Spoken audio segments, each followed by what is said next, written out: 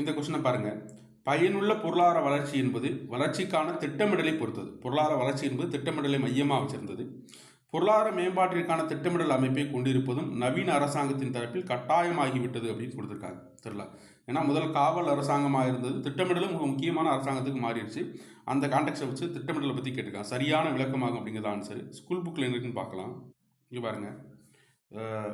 நாட்டின் வருவாயும் தனிநபர் வருவாய் உயரும் பொருட்டு அதிகரிக்கும் வகையில் உற்பத்தியை பெருக்குவதை நோக்கமாக கொண்டு இந்திய திட்ட ஆணையம் உருவாக்கப்பட்டது. வேலைவாய்ப்பு உத்தரவாதம், பணக்காரர்களிடையே பொருளாதார விளைவுகளை குறைப்பது நோக்கங்கள் கொண்டு நாட்டின் சமத்துவத்தை உருவாக்குவதில் அரசுக்கு முக்கிய பங்கு இருக்க வேண்டும் என்ற நோக்கம் திட்ட ஆணையம் உருவாக்கப்பட்டது. இதன் மூலம் சமூக பொருளாதார நிலையை உறுதிப்படுத்த பொருளாதார வளர்ச்சி எட்ட முடியும் என்று எதிர்பார்த்தது அப்படின்னு கொடுத்துருக்காங்க. கீழே பாருங்க. அதோட சேர்த்து நாட்டின் வளங்கள் மிகுந்த திறமையுடன் சமநிலையில் பயன்படுத்துவதற்கு திட்டத்தை உருவாக்கும் நோக்கம் கொண்டிருந்தது. திட்டங்களை உருவாக்கும் தொடர்பான ஆலோசகர் பங்களிப்பினை திட்ட ஆணையம் கூறுகிறது அப்படின்னு கொடுத்துருக்காங்க.